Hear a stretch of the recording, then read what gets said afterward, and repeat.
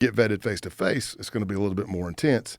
They do a face-to-face vetting of this guy, and he says the Punished Snake was the moniker. His name is Patrick Matthews.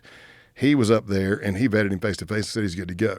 So after about a week to 2 weeks, tops, in the main chat group, this dude bails.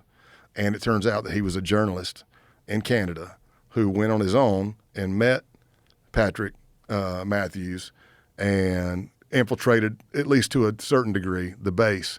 And then he puts out in a big news article up there that this guy is Patrick Matthews. And so Pat, RCMP comes to his house, takes his guns. He gets booted from the National Guard thing, loses his job. His parents don't like him anymore, and they lose him.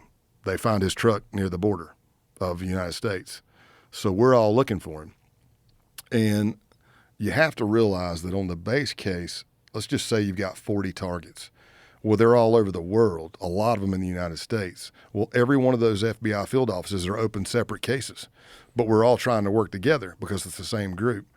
And we get to a point to where, we were looking for Patrick Matthews, and there's an unbelievable case agent.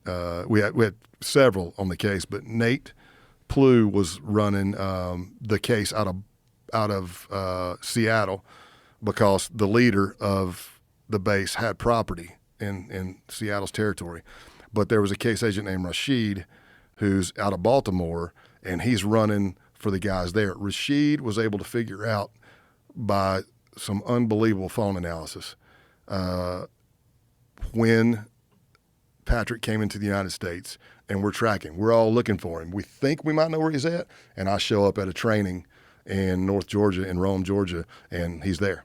When I pulled up, I see vehicles, and I'm counting heads under the barn, and I'm like, there's one extra person.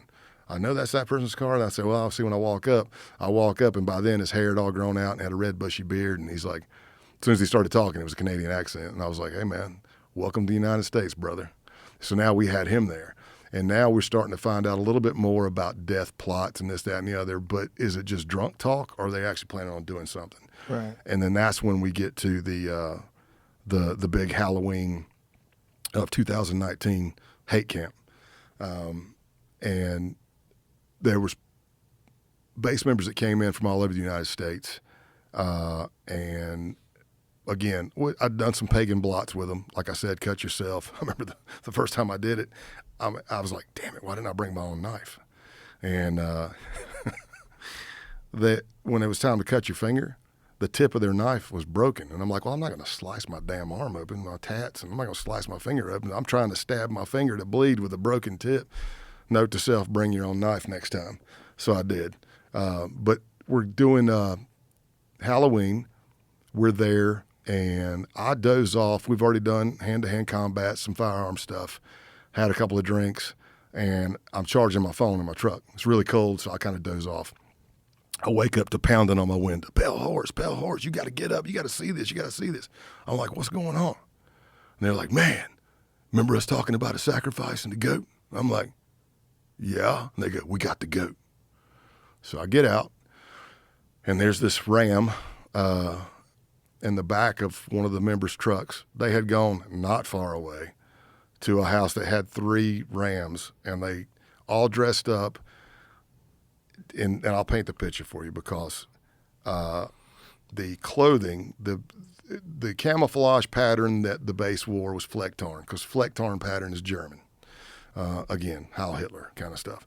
So they went, wear balaclavas, cover everything up. They hop fences, steal this ram, and bring it back to the farm in Rome, Georgia. So I wake up, and I walk out there, and this thing's crapping all over the bed of the truck.